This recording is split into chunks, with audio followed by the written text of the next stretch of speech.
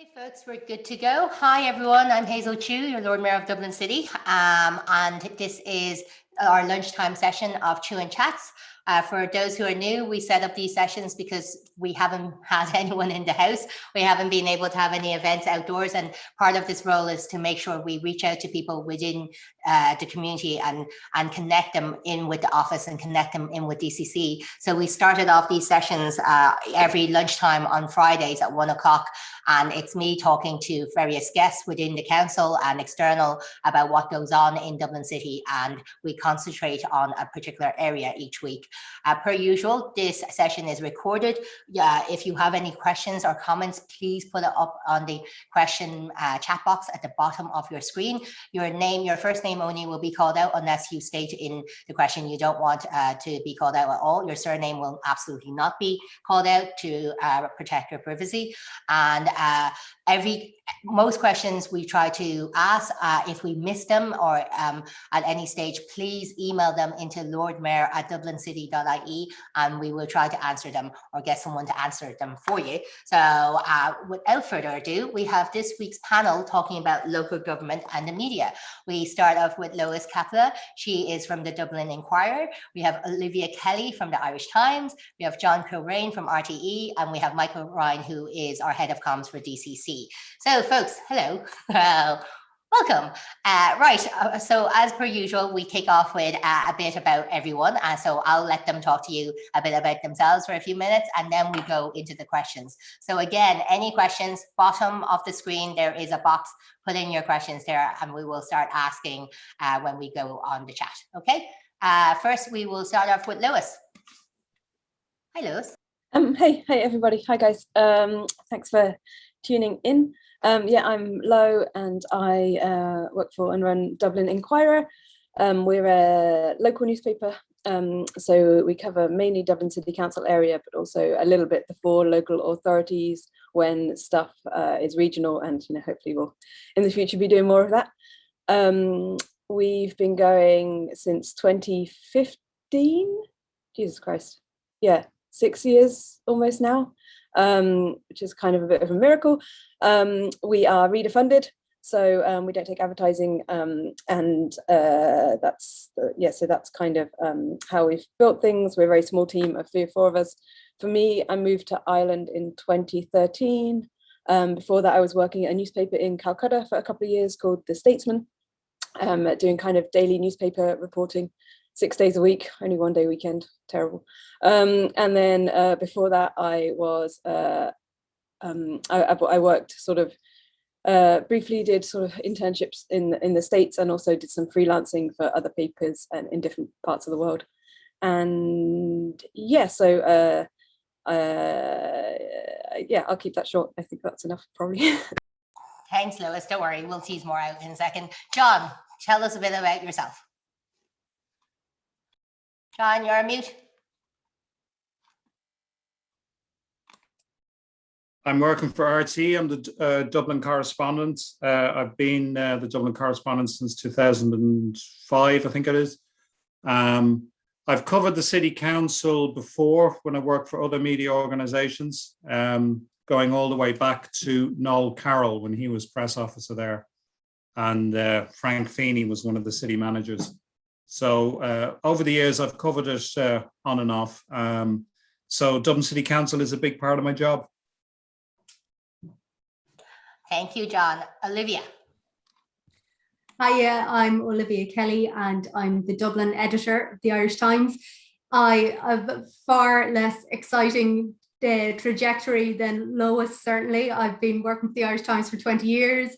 I've been concentrating on Dublin for probably a little bit more than half of that.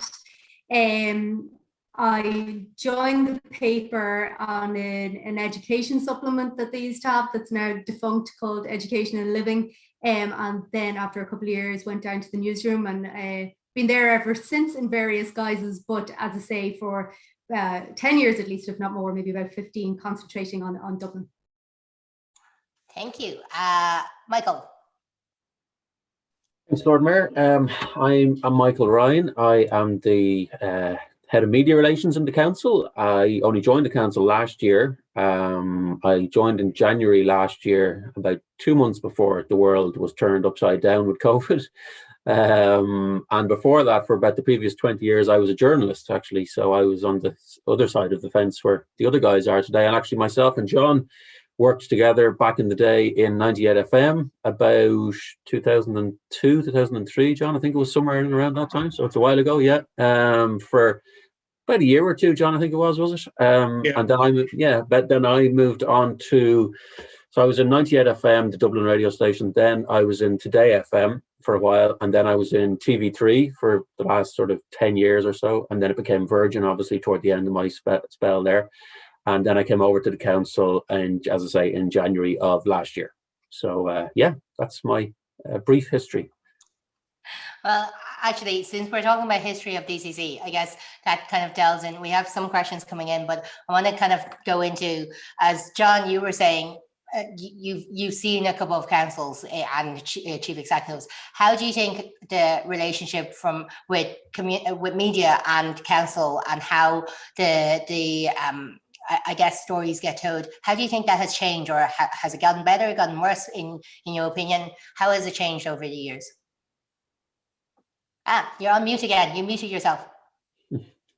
It's got a lot better, and I'm not just saying that now. I think anyone, my career goes back to the late 80s with the Dublin City Council. So anyone, when I said Noel Carroll was the press officer and Frank Feeney was one of the city managers, people will recognize those days. And those were the days, in not just in Dublin City Council, but in Ireland generally, where the attitude to the media was to, treat them rough and tell them nothing. And the relationship was hostile, and it was considered that was the way to be. That was considered the natural order of things, that the media were the enemy. And as I said, it wasn't just Dublin City Council. You would have got that in every organ of government at the time, Department of Justice, guards, all the rest. That would have been the default position at the time. So things have improved a lot over the years, I have to say. And I think they've. I'm not just saying this because I'm on the webcast, but Dublin City Council would be the best one in the country, simply because they have the most business to do with the media, because they have had the most experience in dealing with the media, and they're dealing with so many different medias. Their processes have evolved a lot quicker than other local authorities, the simple reason that they're busier. And even in the time that I have been Dublin correspondent, the relationship with the press office has improved immeasurably. So that when I would start off, it would have been better than in the old days, and now it's better than it would have been back around the turn of the century and so forth. You've just completely made Michael's day, by the way. So he's delighted, going, dear old Keegan, John just said I do a fantastic job. Olivia, tell me this, like John has said that things have improved, but I wonder, is it the case that it's more that local authorities, local government and national government even needs the press more now, that there's this kind of push that we need better, I guess, publicity, in for want of a better phrase, that we need yourselves to tell the stories. Is it that transition, or do you think that there was just suddenly, we need to tell people stuff? Well, I'm going to go into my more familiar mode and ask you why you think that the council needs the media more than they used to.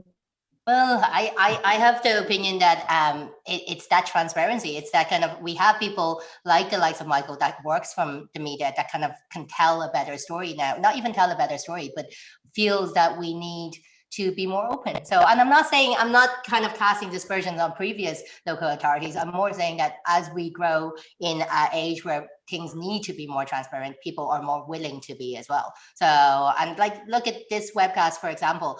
Is it the type of thing we would have done before? Probably not, but it is that new way of trying to communicate with people. But I want your thoughts on it.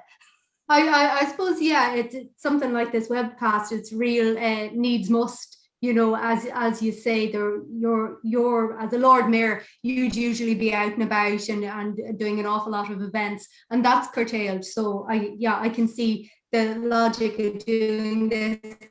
I suppose I would agree with John. It's from the press office point of view, there's probably better communication than there used to be years ago. But I would say from a journalist point of view, it's not really always how you get your stories, you know, through the press office. The press office is there often if you already know a thing and you just want to confirm it, or the press office will maybe be, you know, sending you a lot of releases that you're, you know, it's from their point of view, it's the message they want to get out, but it's not always what is going to make it into the paper. I guess that leads me to question about not quite improvements. Let's call a spade a spade. Lois, what do you think the gaps are, and what do you think is still a disconnect? Because I know yourselves, like all of yourselves, cover different angles of city council, and you do a lot of work on it. So what is it that you think are the gaps that need to happen? Yeah, I think there are a bunch of things, and it's not so much like just about the press office or how they respond to queries or anything. I guess, like, I know I have a shorter time frame than everybody else, but even in that 6 years, there's a little bit more of agendas going up on time for council meetings, and slightly more consistent webcasting and going up faster. But I think in terms of transparency, that could also still be done a lot better. There could be a lot better identification of councillors when they're speaking at meetings, making it easier. Like it's not just about us following, but for the general public to follow. Access to meetings, there are still meetings like information meetings or those kinds of things, or subcommittees that I would question whether they need to be in private or they should be webcast as well. I would think they should be webcast as well, and a lot more meetings opened up, made a lot more transparent.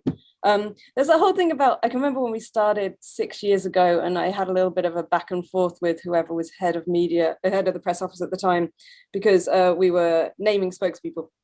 And that was, you know, no one else does that, blah, blah, blah. And we won't reply essentially if you do that. And, you know, we were very small. It's not a battle that we're doing. And then there's like, so people might not know what, if you say you're writing a story and you need responses from the council to things that people have said so that you're giving them a chance to respond, you'll send it into the press office, and they'll forward it on.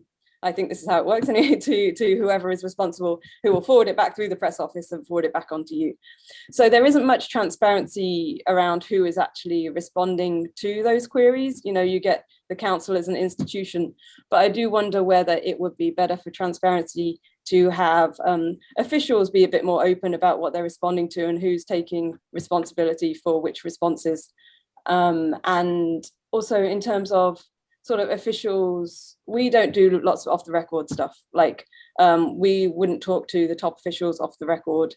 It's just to make sure that we don't get spun and that kind of thing. If people are telling us stuff, it's for our readers, we want to be able to publish it. It doesn't help us loads. You know, there are different kinds of situations, and I think it would be good if, you know, you've done talks with the top officials as part of this series, but I think there could be a bit more openness to interviews with journalists on the record for stories that they're not really doing very much at the moment. Yeah, okay, so those are a few things. Is that the kind of thing? Oh, that is the kind of thing. I think we're myself and Michael taking notes here. So, but I guess it goes back to Michael then. Michael, what are the gaps that you see? Because you work with these guys here on a weekly, daily basis. So what is it that you've seen actually has gotten better, but what have you seen that also needs to just stop and be a gap that needs to be bridged?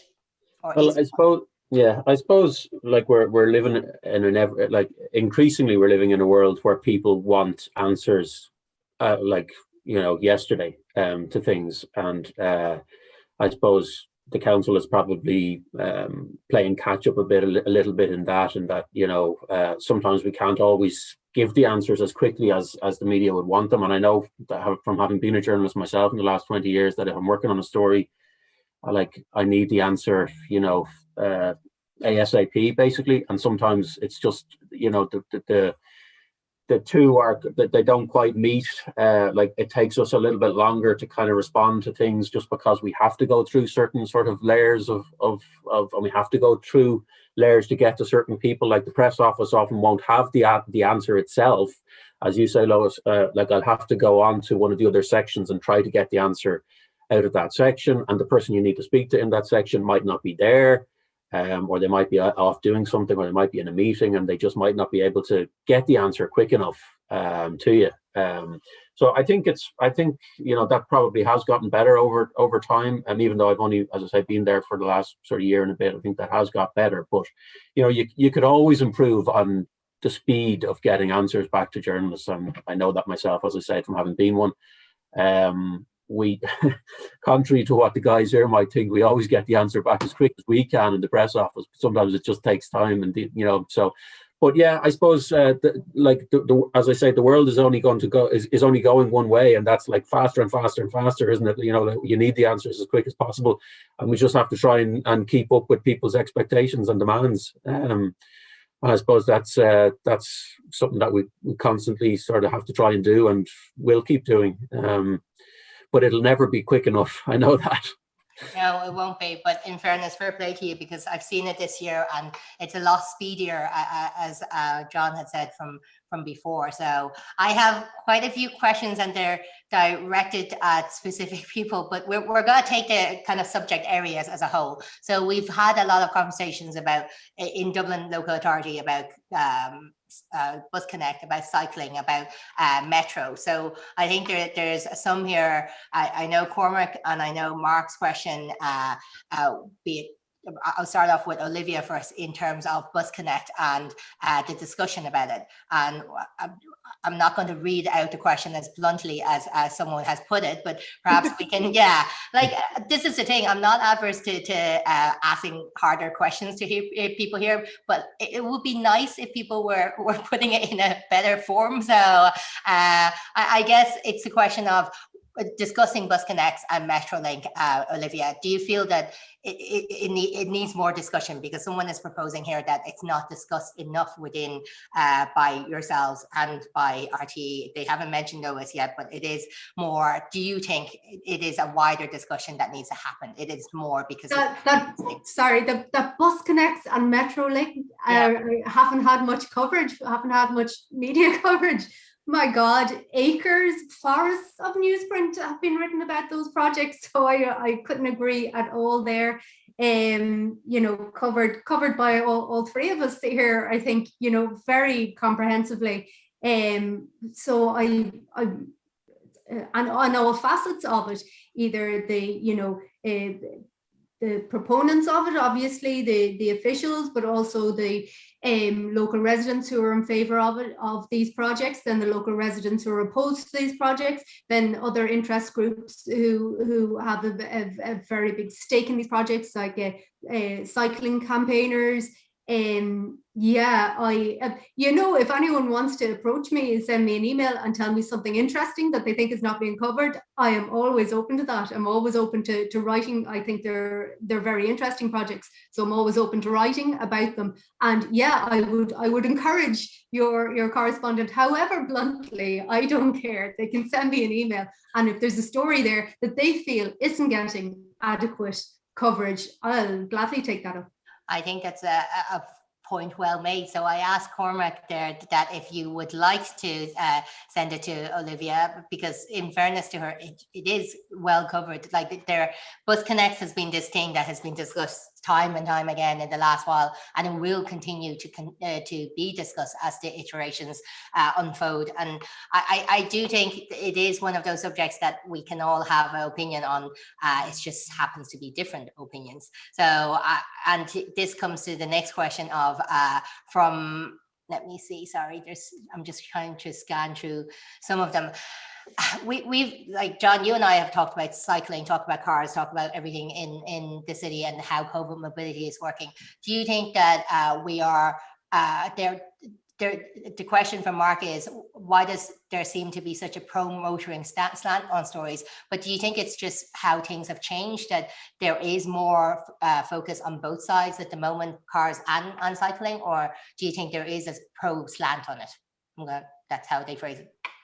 Yeah, no, there isn't. I mean, if someone thought there was biased coverage in RTE, they have regulatory options where they can complain and have that investigated by the Broadcasting Authority of Ireland. So if someone thinks there is biased coverage, they can do something about it.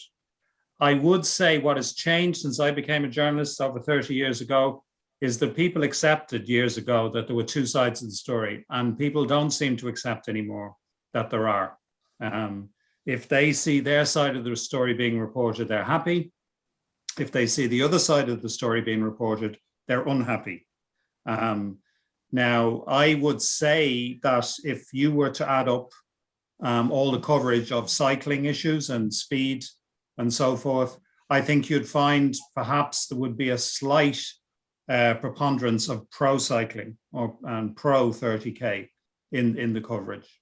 And I would ask anyone who thinks otherwise to go over and look at it. We just represent any package I do. I get opposing views. And I don't think what we are seeing at the moment is that when the COVID mobility plan was being rolled out, all those extra cycle lanes and so forth,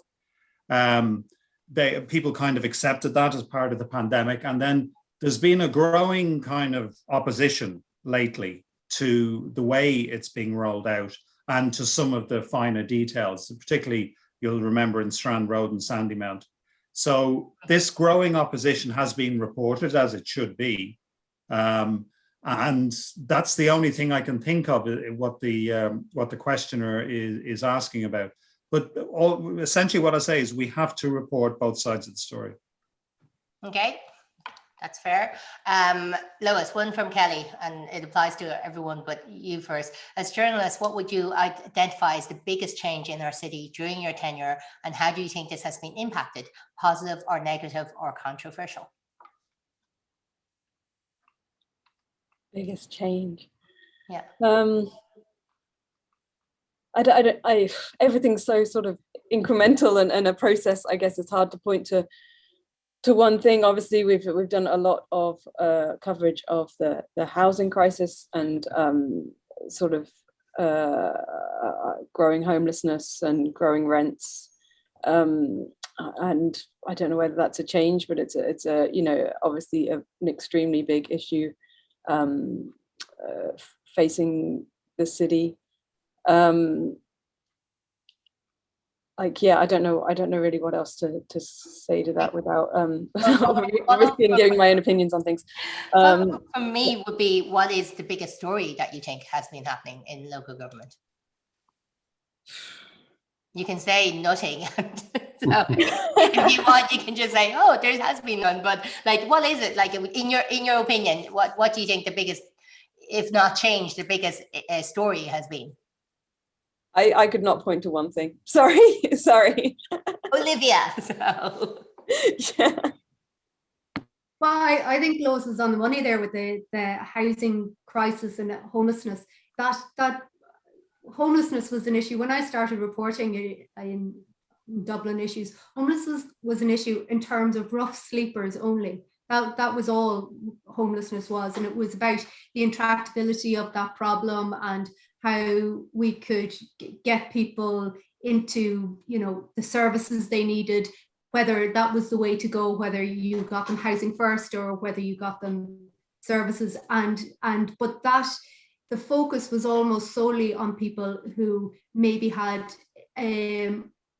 other problems in addition to homelessness. And just what I've seen particularly in the last 5 years, is that it's become a far bigger focus on people who are homeless and perhaps have no other issues apart from the fact that they cannot afford to rent anywhere. So that's what I'd see as the biggest, maybe the biggest, it's the biggest issue nationally. It's not just Dublin, it's the biggest issue nationally, I would think. But in terms of the most recent change in Dublin, from a positive point of view, I actually think it's fantastic to see the amount of new infrastructure that's gone in relation to not just cycling, but improving the outdoor amenities of the city in terms of, space for tables and chairs outside restaurants. Now, all this is being done under the premise of COVID mobility. But what I would hope was a lot of that would stick around in the years to come, when we're hopefully COVID free. And John, good change, bad change, that things have gone in through COVID, and like, what is, in your opinion, the biggest change or biggest story from where you stand? From COVID? From last year, yeah. So it would be COVID related, or if there's something that's non-COVID related. Well, I mean, the one thing is the future of the city centre. We had Martin Hart, the Temple Bar Company, warning that, Dublin's at a tipping point. It could end up like Detroit. I think there is a point to be made there. Dublin has been taking the brunt of the country's homeless and drug problems for a long time. And that was kind of covered up by the sheer numbers of people, in the city centre. And what COVID has done is this has brought away the commuters and so forth. And we see the amount of problems that Dublin city centre has. It's sort of seen in stark relief at the moment. And the question now is how Dublin is going to cope with that going forward. And, there's a proposal to have an injection centre down at Merchants Quay as well. I've heard both sides of the debate, and, people are saying it's a good thing or it's going to be a bad thing, but I wouldn't be too sure either way. We'll have to find out, but it certainly could go, things could go horribly wrong in Dublin in that respect, or they, maybe the initiatives that they're going to bring in will work.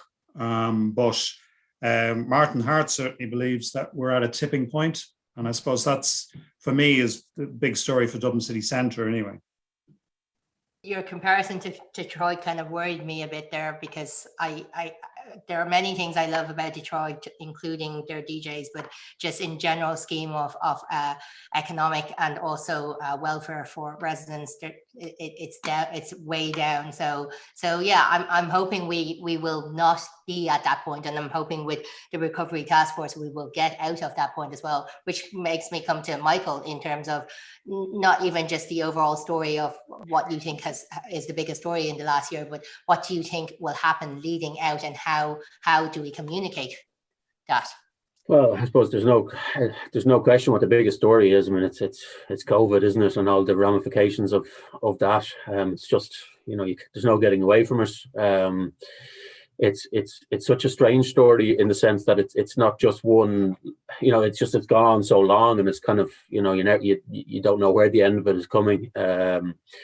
So yeah, funnily enough, like I sort of left journalism just before the biggest story of all time, sort of, or not of all time, but certainly of more recent years kind of hit.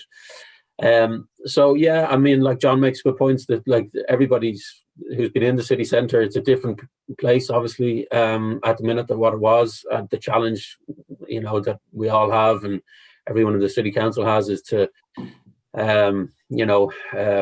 really, I suppose,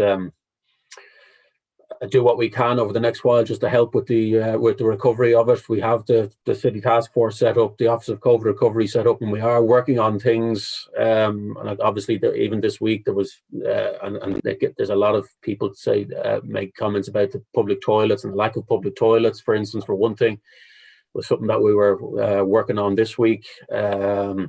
I know people still have opinions on whether it should be one way or the other, or but I suppose from a city council point of view, at least we're trying to do something on that.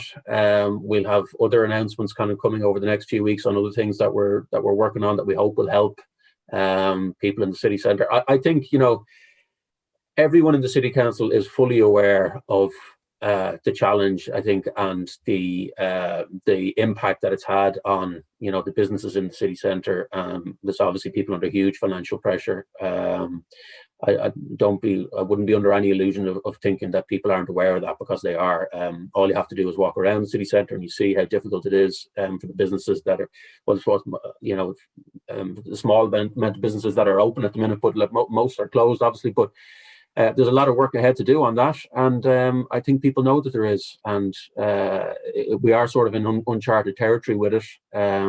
But you know, there are, as I said, there are plans in place, and we'll be announcing some things over the next few weeks, and we'll have to just hope that we can all kind of come through it, and we will come through it. I mean, we will come through it, but it's just it is going to have some long-term impacts, that's for sure. It's just a matter of trying to minimize that as much as we can and all come through it together. But in terms of communicating it, yeah, I mean, we obviously try to get the message out about what we're doing from a city council perspective, and then the guys here obviously will contact us about things they see, or about initiatives that they, or you know, there'll be hot topics, as there always is. Public toilets is one of them.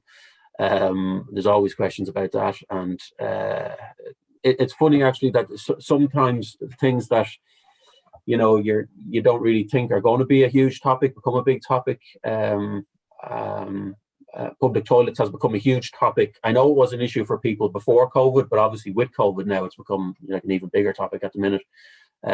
So yeah, I think it's why I was delighted when Owen Keegan said you were on the recovery task force, because the communications from that task force is essential to get out to the public. So like, I think even when you talked about public toilets yesterday, we were like, various people were able to tell people this is a list of what the openings are now, and it was a bit more clear insofar of what's happening, because I think a lot of issues is people don't know what's going on or found out afterwards. So it's good that you're on the task force to be able to tell people what's going on. So I think that was definitely a good thing to have our head of comms on it. So I have a few more. One person, Michael's not gonna like me for asking this one. Do panelists feel local authorities can do more when it comes to FOI requests? Lois. Yeah, I'd say they're probably as the same as departments. To be honest, I haven't looked at how long some requests take to come back, but there are definitely cases that they are not meeting deadlines. And I know obviously under COVID, people are under particular pressure because they can't access some records and things like that. But yeah, I would say with all government bodies, to be honest, the deadlines for FOI requests seem to be treated too often as optional. Like, and there's kind of, you know, then you just go through the process. And personally, I don't know what the point of internal reviews is. It's just the same people saying no again, or like different people saying no again. But anyway, so yeah, I mean, I think they have, you know, understanding pressures with COVID, but yeah, it would be good. Even meeting the timelines could be a bit better, I'd say. Sorry. Okay, no, it's okay. This is a very open conversation. So, Olivia. It's not my department either, Lord Mayor, so I'm okay.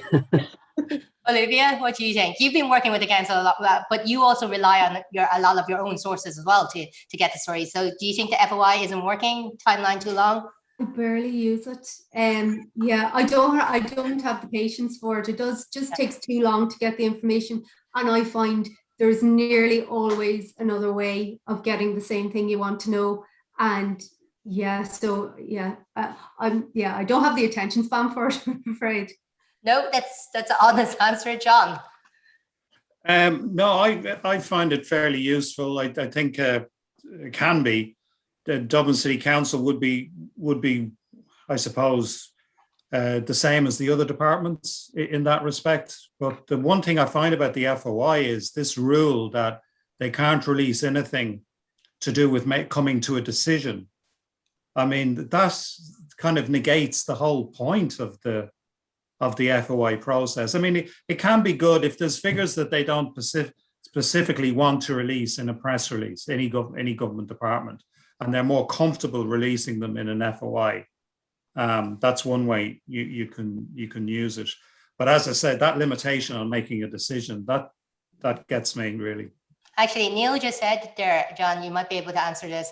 Would it be better by journalists to ask a probe question rather than FOI, even though legally valid, better to ask clearer questions? So like, is it that you think the FOIs won't give you a clarity of answer? I'm trying to phrase this question properly. So would it be better if it was asking just probing questions rather than submitting an FOI for it? No, I don't think so. I think the FOI kind of allows them to devote time to a particular question because they have to. I mean, often, you might send in a very, detailed query that requires a lot of research. It requires somebody having to sit down and pull this all together. And any government office, local authority and national, would, question whether they really have to do that. And the FOI means that you've asked them to do that, and they can say to a department, they say, look, we have to do this. It's an FOI request. So in that respect, I mean, it's I don't think it's a question of asking the right question, no. Okay.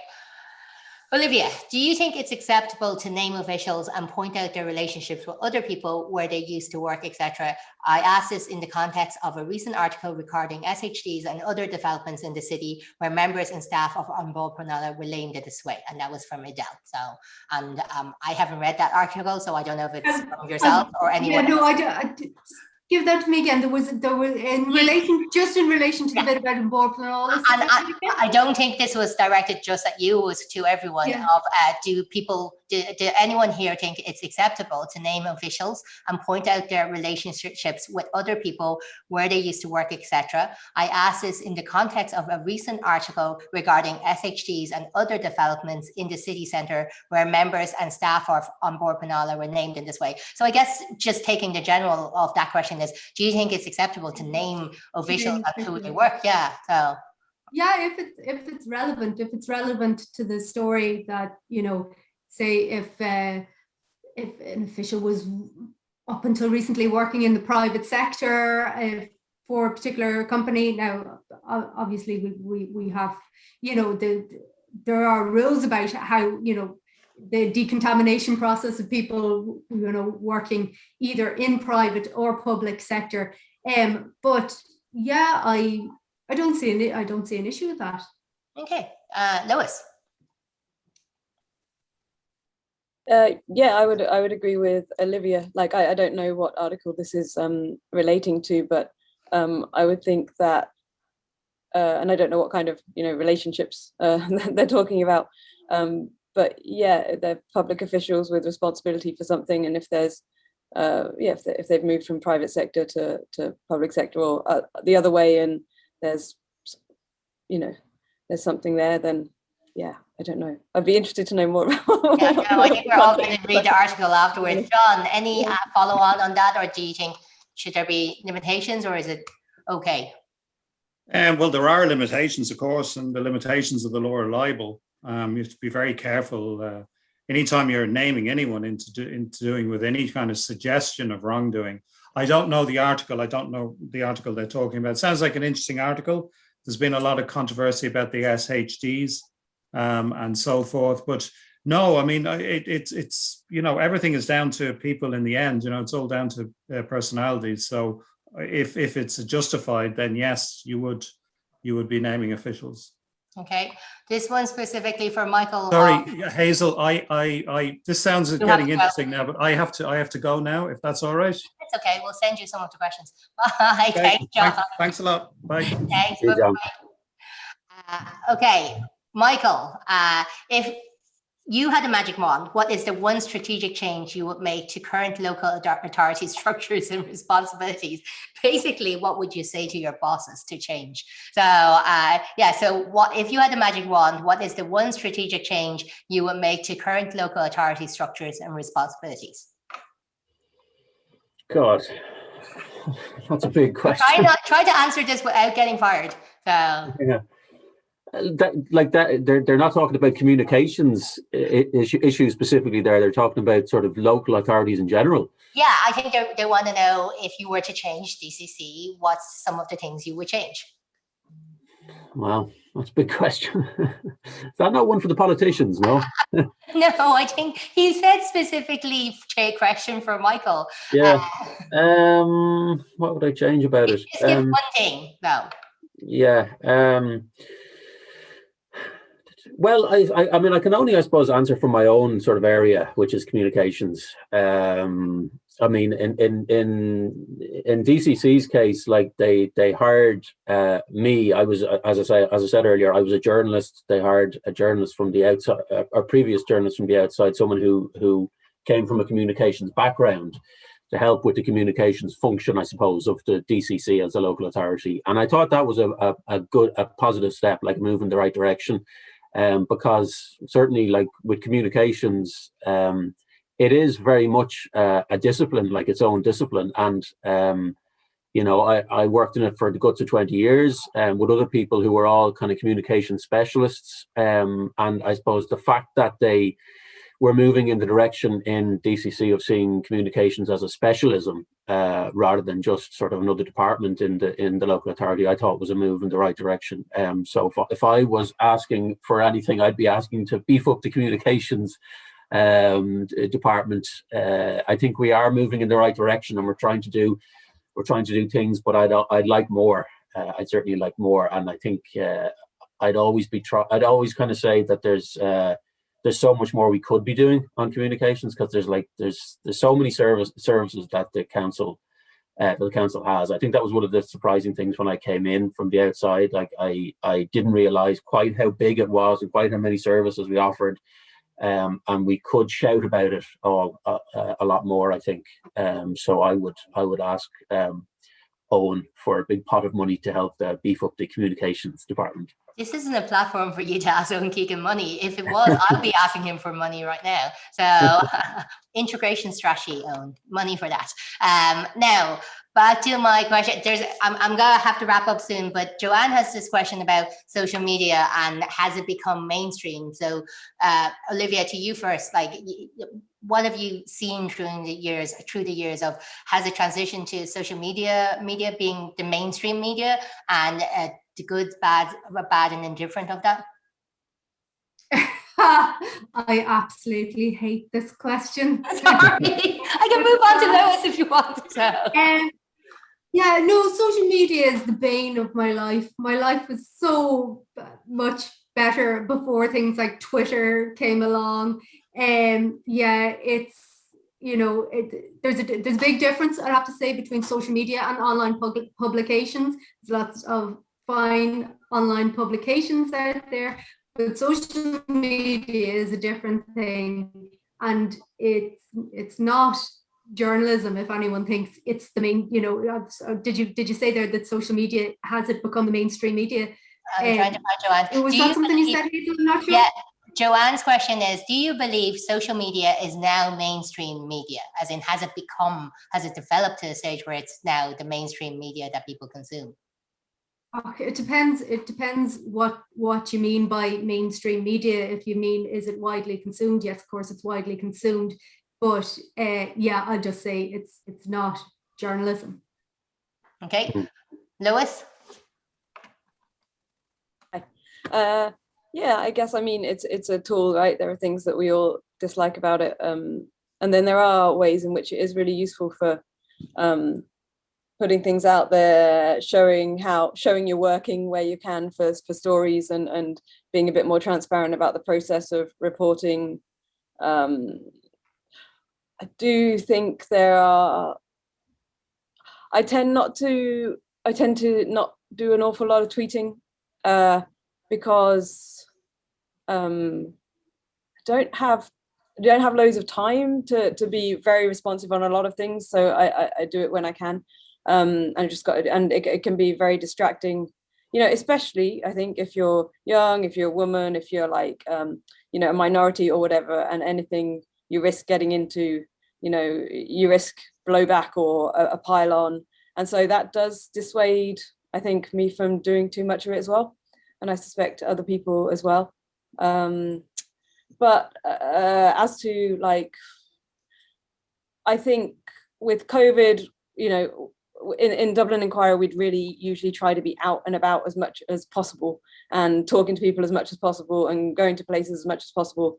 And so we probably relied on social media a bit more in the last 10 months than we had before. But as things get back to hopefully normal, we'd want to go back to being out and about a lot, because it isn't obviously real life, like, you know, impacts, and there's, you know, an interaction and stuff. But yeah, it's still a preference for going out and not reporting on what's just online. Okay. Michael, and then I have a last question. Yeah, I mean, like, I'm not sure if the person writing in has it replaced sort of traditional media as the mainstream media? No, I don't think it has. I mean, yeah. like, it certainly has a role, but it is a bit of an echo chamber, and also I'd just be aware that, like, you know, I think I read some stat recently that said only a third of Irish people have a Twitter account or something. So sometimes if you're on Twitter and everyone's giving out about something, you can think that the whole world is giving out about something. But that's not necessarily the case. I mean, it's, you know, if 2/3 of Irish people aren't even on Twitter to begin with, that means they're not necessarily giving out about it. I do think, like, it's obviously becoming very important, and it definitely has a role, but it doesn't replace journalism and people who are sort of qualified journalists. I mean, I know if you have everyone has a camera phone now and all that kind of stuff, so there's a tendency to think that everyone is a journalist. I wouldn't buy into that at all. There's a role for it, and people can be citizen journalists to some degree, but I still don't think it replaces the role of a person who has actually, you know, worked as a proper journalist and a qualified journalist. So yeah, I don't think it's replaced mainstream media. Okay. No. Well, we're gonna wrap up, but my last question is to Lois and Olivia. Sorry, Michael, but it's like fun. It's something that I've been trying to harp on about. I know yourselves have been different areas talking about it. It's about representation, and it's about gender representation. And Lois just pointed to the fact there that sometimes if you're a woman and you just don't say certain things online, or not. I'm not trying to misquote you, Lois, but it is that kind of does being a woman in the role that you're currently in, how has it changed, and how have you, like, basically, has there been any abuse? How do you encourage people to actually take up that role and report on things and deliver the stories? And has there been, I'm not trying to infer that there is abuse, but what I'm trying to say is it like, as a woman in the role, have you encountered more than your male colleagues, shall we say? So I'm trying to phrase it in a way, and I'm not really getting there. But Olivia, if you get what I'm saying, I sort of do. I suppose it was my main sort of instant gut reaction to the awful Twitter question. You know, Lois sort of spoke around what the issues were, but it's very clear that, you know, if you're a woman and you engage, you're going to get abuse. So I don't need to for my job. That's not saying that I don't ever look at Twitter. I do, but I don't engage because, yeah, I'd like, you know, the job is, you know, I'm busy enough without having to engage with people who really are only engaging with me so they can abuse me. So yeah, I just don't do that. In my job in general, no, I've never found it matters.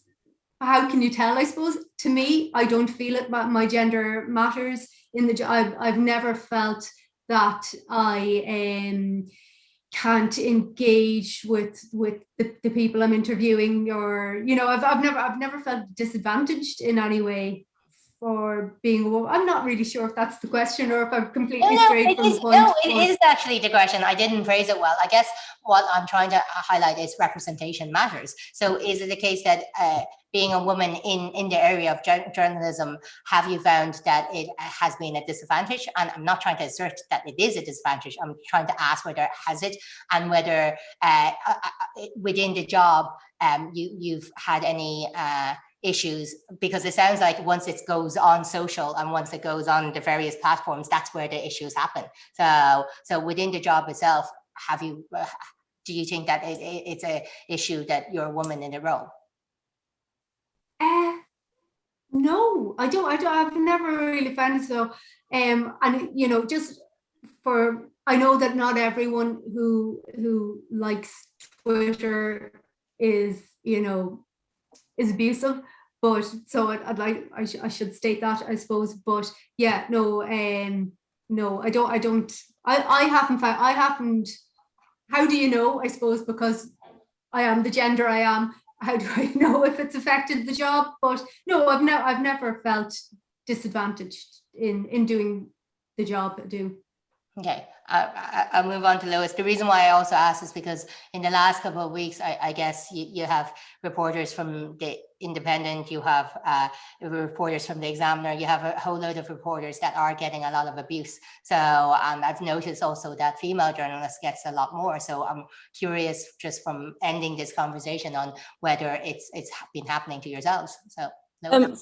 So I think there's the question of abuse, but there's one thing that I've noticed, like I'm editing the paper, and I've worked with lots of different reporters now over the last 6 years of and I do notice that younger women, there tends to be more, like, I just say that more scrutiny of them. People are more likely to come back to them and they have a harder time, and obviously the sample size is still small, but I do feel like sometimes we have lost young women reporters because that it is more difficult to deal with people for them. Like, people are more sort of they say things that I don't think they would say to older reporters, or they would say to guys necessarily. So I think I have noticed that as a trend. And it's kind of a subtle thing that sort of and sort of it's more of a simmer, than And can I ask, Lois, do you mean that outside social media? Do you mean that when they're actually trying to do their job, when they're trying to interview people? I think it's when they're trying to do their job as well. I think the way people see them is that they're going to do a worse job. In general, that there's a kind of an assumption there and anyway, maybe I could be wrong, but that's it was why I asked the question, is because, like, I've seen names pop across, like Circa Pollock from the Times, or Ellen Coyne from the Indo, or Aoife Moore-Grace from Aoife Grace-Moore. I always get Aoife's name wrong, from the Examiner, and they get like tons of abuse, and I'm always wondering, does that, like, how do people do it, and have yourselves seen it? Because it's just I see those names pop up, and I kind of wonder, well, how do we encourage women more into the profession? So how do we make sure that there is going to be continuing great journalists like yourselves going in it? So it was something in my mind, hence I was asking it. So yeah, and I think when you get into, obviously there's gender, and then there is also being racialized, and that assumption that, again, you're going to do a bad job, or the assumption that your English is going to be terrible, or all that kind of stuff that you also get on top of that. So anyway, I don't want to to this day I still get told, wow, your English is pretty good for someone, and I'm there going, for the Lord Mayor. So anyway, on that note, a couple of people just wanted to say thank you for the great conversation. Joanne, I know Greg did, and Victor did as well, so just thank you to my guests. Michael, I'm sorry I didn't bring you in the end. I figured. Okay, I'm tempted to make a big dramatic exit like John, but I'll just wait till we finish up. Step up and go, I'm done with this. But thank you so much, guys. And I will talk to everyone next week. But again, thank you for your questions. And if there's anything that we haven't answered, send it into lordmayor@dublincity.ie. Thank you, Olivia. Thank you, Lois. And thank you, Michael, for taking the time. So, no problem.